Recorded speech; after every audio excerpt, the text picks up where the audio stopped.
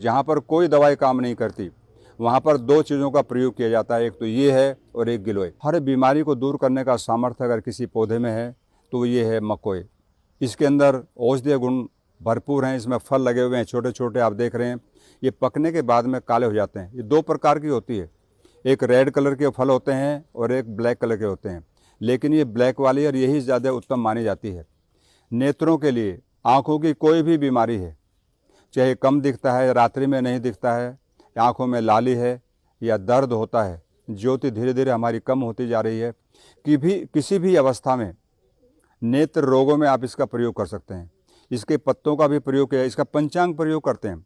पंचांग का अर्थ होता है इसका जड़, इसका तना, इसके पत्ते, इसका फल और इसका फूल, उसको पंचांग कहते हैं। जो उसके सारे तत्व उनके अंदर होते हैं, तो इसको कटिंग करके छाया में सुखा लेते हैं और उसका फिर थोड़ी थोड़ी मात्रा में काढ़ा बना करके उसका प्रयोग किया जाता है। तो नेत्रों के लिए उपयोगी है। दूसरा, बवासीर के लिए। आज हम देख रहे हैं लगभग लोगों को, अधिकांश भाई और बहनें पीड़ित हैं बवासीर से। तो ऐसी अवस्था में हम क्या करें? हम शुद्ध सात्विक आहार लें, सब्जियों का ज़्यादा प्रयोग करें। और देखिए, आपकी जानकारी के लिए, शाक का प्रयोग नहीं करना चाहिए।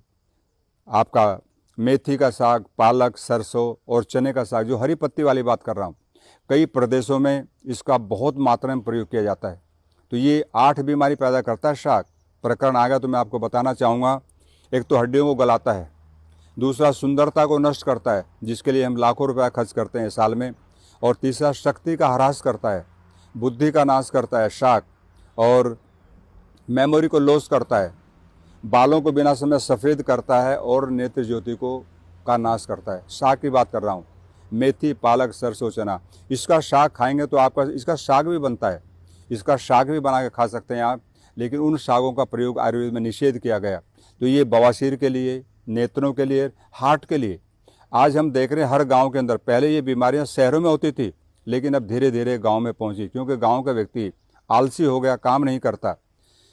ट्रैक्टर आ गया, उसका प्रयोग करता है और भैंस का दूध पीता है। आपकी जानकारी के लिए, भाई और बहनों के लिए, भैंस का दूध पीने से कोलेस्ट्रॉल बढ़ता है, और कोलेस्ट्रॉल की मात्रा जब बॉडी में बढ़ेगी तो हार्ट की प्रॉब्लम बढ़ेगी। तो इसलिए गाय का दूध पीना चाहिए। गाय का दूध सात्विक होता है और गाय भी देसी।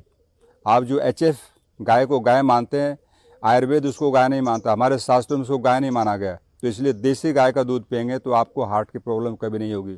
मेमोरी शार्प होती है और पूरी बॉडी के अंदर एक अच्छी हेल्थ हमको मिलती है। तो ये पौधा बहुत ही उत्तम है, अमूल्य है। इसका जितना वर्णन किया जाए उतना कम है। तो ये बवासीर के लिए, हार्ट के लिए, दमा, अस्थमा के लिए, पेट में सूजन है, देखिए